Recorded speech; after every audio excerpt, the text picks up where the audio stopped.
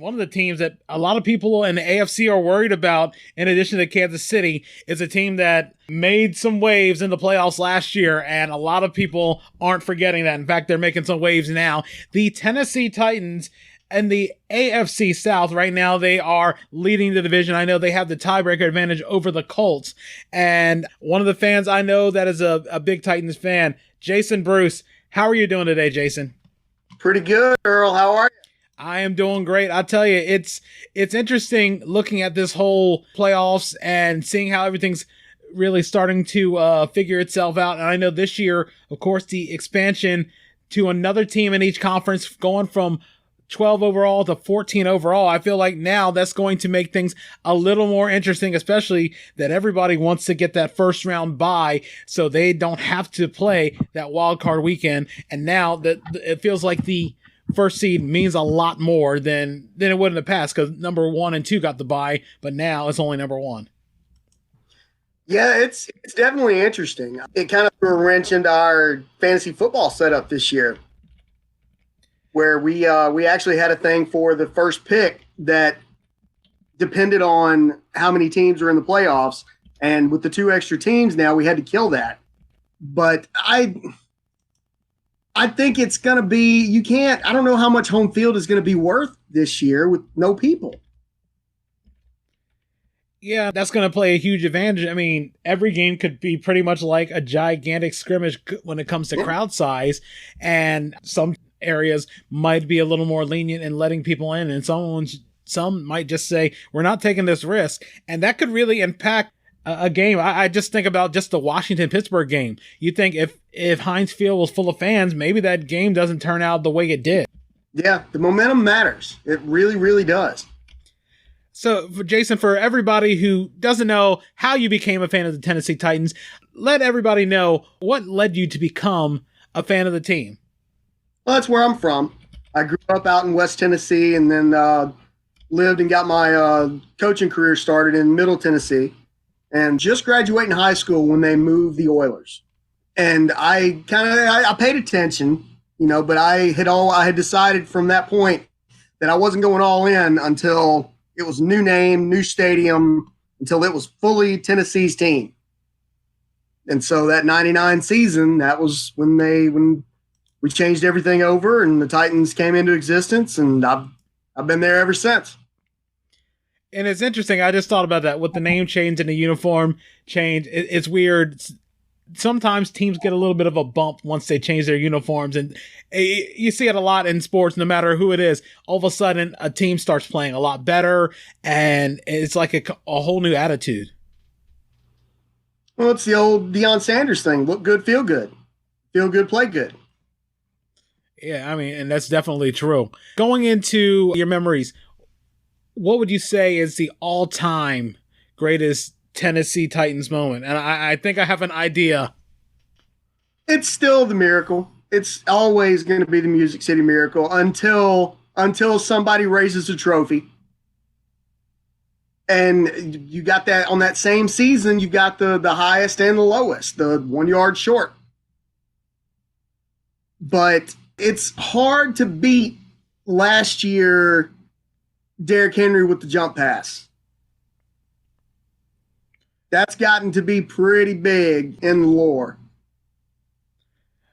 It's funny. I think about stuff that's going on Facebook where you start seeing have you been affected by a Derrick Henry stiff arm? If so, you are maybe entitled to compensation. I think now Derrick Henry's presence is really being felt. And who knew that, that one breakout moment in the playoffs last year really has set his reputation. Well, it's one of those things. If you ever get a chance, go back and look at his high school stats. He was putting up something like 300 yards a game, just something ridiculous. He couldn't be touched. And so he's been this force his entire career. He did it at Alabama. But I've maintained there's a lot of people from back home that are still a little bit, it's a Bama boy. Because, I also bleed orange, and I readily have embraced him as the greatest thing to ever come out of Tuscaloosa. Going into the season, expectations. I know you guys took the Chiefs to the brink at one point in the playoffs. What were you thinking heading into the season, especially everything being a little odd, not a full-fledged training camp, no preseason schedule? What was on your mind when it came to how the Titans would fare? It was very cautiously optimistic. It was, we knew what we had. We knew what we could do. I say we. They knew what they had. They knew what they could do. But you didn't know, was Tannehill a one-year wonder? Was that a dead cat bounce and he's going to go back to what he was in Miami? You didn't know how much you're going to get out of Derek. Nobody really expected him to be this consistently good. He's always been Mr. December, where early in the year, you might get an 80-yard game or a 50-yard game, and you don't necessarily get anything out of him. But we haven't had that. I think he's had one bad game. I want to say the Bengals actually had the best game against him as far as shutting him down. But offensively, we knew that it rode on Tannehill and Henry, obviously. And you got to have some receivers that will actually step up and make plays. And as erratic as A.J. Brown is, he's done that this year for the most part. And then you didn't know what we had defensively at all.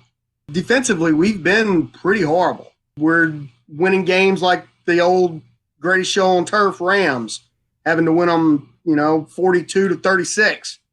And it's interesting. I mean, especially when you look at that. I mean, right now, someone mentioned when it comes to playoffs, what you win with in the regular season might be your undoing in the postseason. I know that's something that people will always be concerned about. If you're a high-scoring team, that might end up either you're going to run up, you're going to run dry offensively, or somebody's going to outscore you.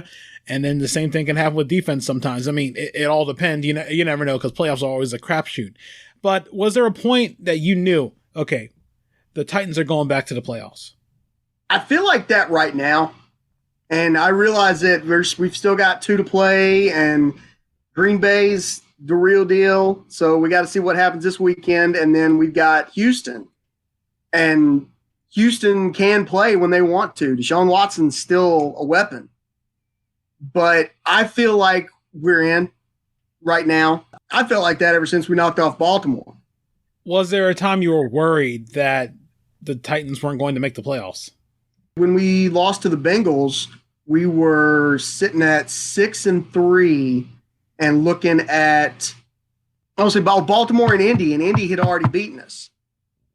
So at that point, I'm thinking, wow, we may wind up 6-5, 6-6 before this little skid stops. And that would have been pretty disastrous. Who do you feel that the Titans match up the best with in the AFC playoffs? I know that plenty of teams, or a lot of people I've talked to, said they're worried about the Titans. I'm salivating for Pittsburgh. I want that game again. And Cleveland as well. The Cleveland game, we were down 38-7 at the half. That second half, it was 28-3. So we absolutely can and should have beaten Cleveland and Pittsburgh. And I'm dying for those games. Who's the team you don't want to see in the AFC playoffs? I everybody's been worried about the Titans. Who do Titans fans worry about? Oh, Kansas City. With Mahomes against our secondary. Our secondary is horrible. And it's interesting. This feels weird, a year that no one's saying New England. And it just feels very odd. I know that there are uncertain expectations. It's funny that even New England gets pressed when they're not in the playoffs. And just the whole talk about Tom Brady going to Tampa, that changed a lot of things. I mean, a lot of people in the AFC East were breathing a sigh of relief, no matter, even with Cam Newton there. I mean, Cam Newton is no slouch, but he's not Tom Brady in that situation. But for everybody no longer having to worry about, okay, now we don't have to worry about what Belichick has up its sleeve. Now it's worrying about, okay, Kansas City, or in some cases, how do we stop Derrick Henry? And I know Derrick Henry is slowly ascending up the list of the best Titans running backs. I know everybody remembers CJ2K and, of course, Eddie George. Mm-hmm. How far can Derrick Henry go, especially in the running back ranks of Titans history? As far as he wants, we went ahead and re-upped him to a new deal. So we've got him for about 3 or 4 more years, I think, of control. I'm dying to know how his body is holding up because of the way he runs and the pounding, not just that the pounding, I mean, obviously the pounding he administers, but the pounding that he takes. I mean, he's getting 25, 28 carries a game. And it terrifies me because that adds up. And obviously you don't want, that's, I'm not really, I think he's about 350 short of 2,000 right now. And I don't really care if he gets that or not. I want him nice and fresh and happy and, well, not happy, but angry for the playoffs. And he's 26, so the worry is eventually, unless he's Adrian Peterson like that or Emmitt Smith like that, eventually time's going to catch up with him unless they start using they find a lightning to his thunder, so that way you minimize how many carries he takes.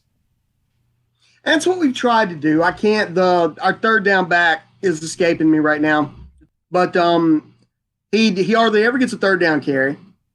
We go with that scat back on third down, and with his running style, he'll pound it and pound it and pound it and pound it and pound it, and then midway through the third quarter, there's your 50-yarder, there's your 75-yarder.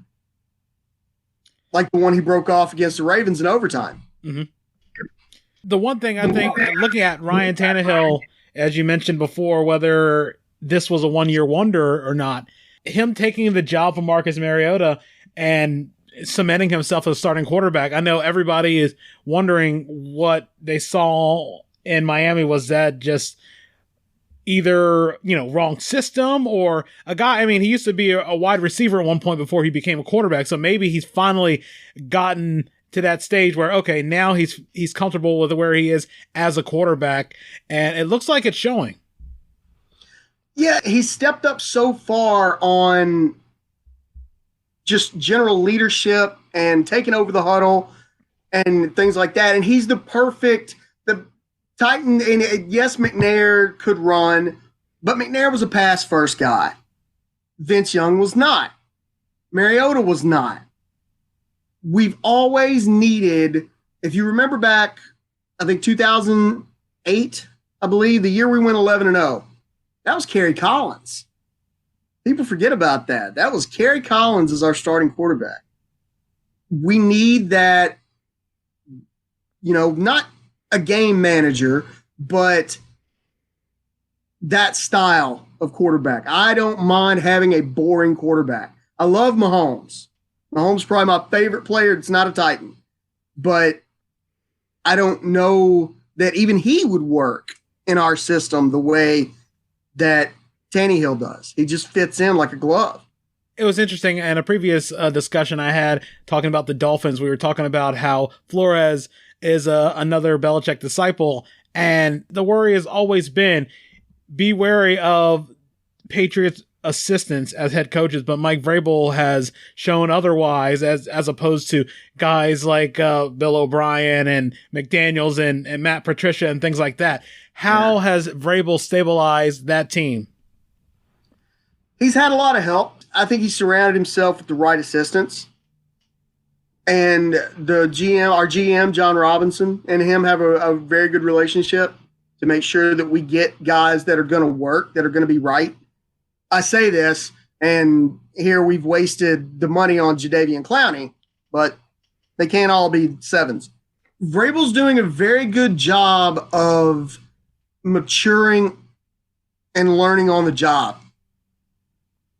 He will still make a couple of calls a game that make you want to throw your remote.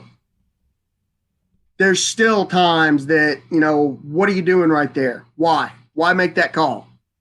But the player, he seems to be a very good players coach, and that's becoming more and more important. It's hard. Look at what Belichick's dealing with now. It obviously wasn't, my system works for absolutely everybody, and that's just going to be the way it is. No, you needed some help, Bill. Yeah, and that's definitely true. And we go to the predictions for the Super Bowl. Who do you have coming out of the AFC? Who do you have coming out of the NFC? And what will the final score be? You're killing me, man. My heart, of course, I want to say that we're going to do it, but Mahomes is just so much. He's so much to try to stop, especially with a Swiss cheese secondary like we have. So I think Mahomes gets by us in the AFC title game again. I'm not really that sold on Green Bay. I think the NFC is a lot more wide open than anybody thinks. I could see New Orleans getting hot or somebody out in that level, but Breeze is obviously going to have to work a lot better than he did. But if I have to put money on it right now, I would say Kansas City and Green Bay. That seems to be the consensus so far. I know that a lot of people have their feelings that Kansas City right now is still the team to beat, and Green Bay might be the favorite. Like you said, New Orleans might give them a run, but other than that, there doesn't seem like there's a lot more competition, regardless of what's going on in the West, because, again, that's still up in the air. Yeah. But before we wrap this up, I wanted to see if you want to give anybody a shout out and if you have ways people can reach out to you on social media as well.